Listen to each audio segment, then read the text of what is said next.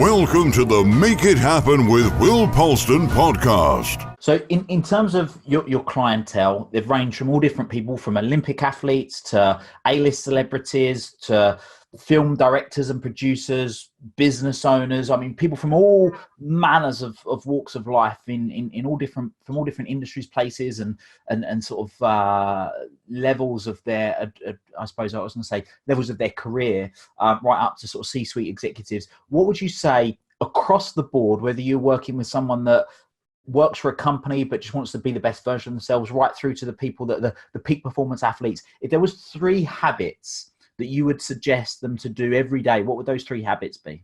So first of all, I'll answer that question. But first of all, my ideal client or people that I work with aren't all of these people that you mentioned. Yes, I've worked with Olympic gold medalists. Yes, I've worked with artists, singers, rappers, dancers. I've worked with A-list celebrities, Hollywood movie stars, or one. But these aren't my ideal clients. These are people that have come to me because of something or someone. So I'm blessed to say that I've worked with all these different types of people. In the corporate world, I work with leaders. In the personal development world, I work with mostly entrepreneurs. People that have a mission, people that consider themselves to be successful, or they're on a road to success. And mostly it's people like mid-30s to mid-50s. So depending on how they see their world, let's call it middle age, right? Some people will say in their 30s, I'm middle age. Some people say in their 50s, right? So let's say the wide spectrum of what middle age actually is, it's those people. And they've gotten to a point where they're frustrated because they know they can play a bigger game and they're not doing it. Or they've tried so many things and failed, and now they don't know who to trust.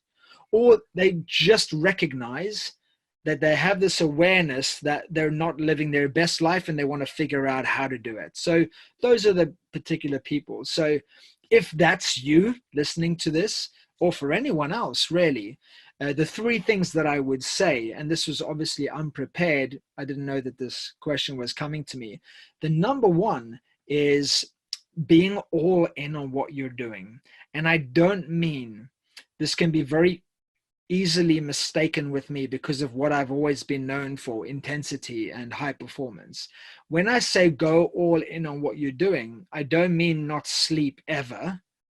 What I mean is don't be half in, half out.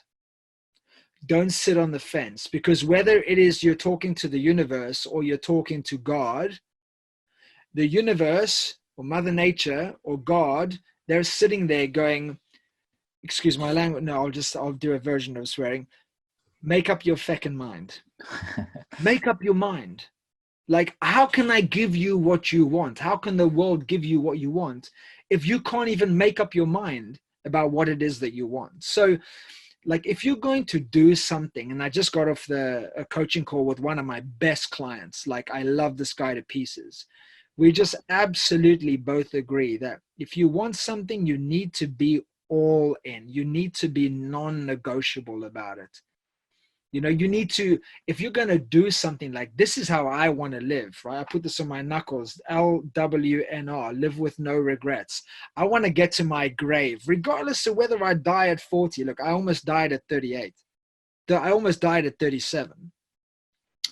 And the first thing I asked myself when I woke up was like, man, what regrets would I have had so that I can go adjust accordingly? So I want to live a life of no regret.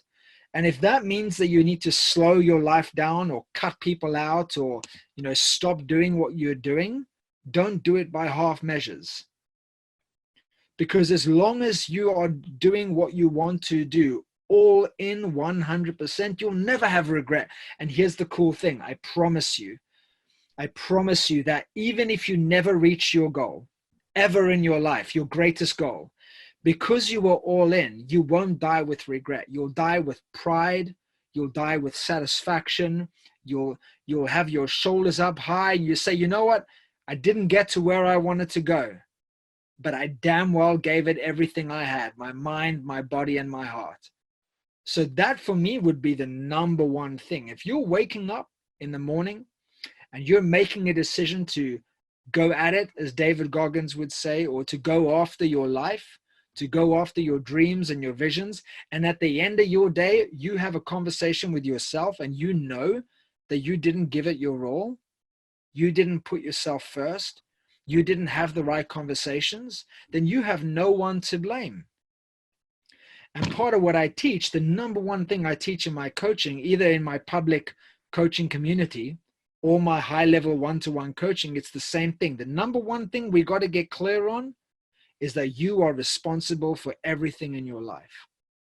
And if you can't take ownership of that, don't think of coming to work with me, because we will never work. It'll never be a fit.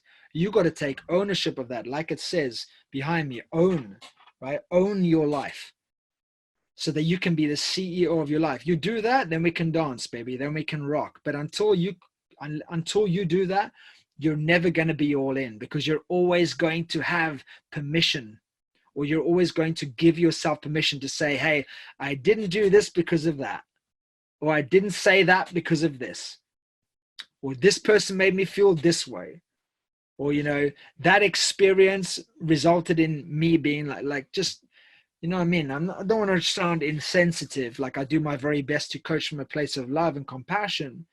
But number one, I'm known for truth. And that is the truth. That if you are not all in on your financial growth, your physical growth, right? Why I've been able to transform my body again and again and again is because I'm all in. I don't try and namaste myself to 10% body fat. If I'm going to say something, I'm going to do it. But the same goes for spiritual. Like I said before, this is not about go, go, go, do, more, right? Sometimes you've got to go from thinking to doing to being.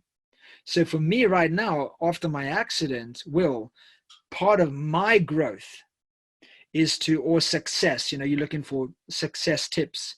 Part of my growth is to become more spiritually aligned, to become more grounded, so that I can heal more people.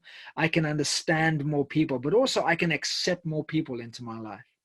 Because I've loved this life of intensity, but I know I push a lot of people away from that. So if I want to truly be the greatest servant leader that I can be, I've got to slow down a bit. So I've been doing Vipassana meditation, silent retreats, Dr. Joe Dispenza, advanced student 7-day courses. And I'm slowing down, but I'm not doing it by halves. Yesterday, I did a 2-hour, 20-minute meditation.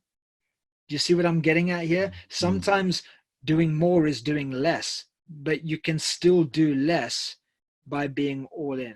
You can find the full episodes of the Make It Happen with Will Polston podcast here on YouTube, on iTunes, Spotify, and all other major podcast platforms.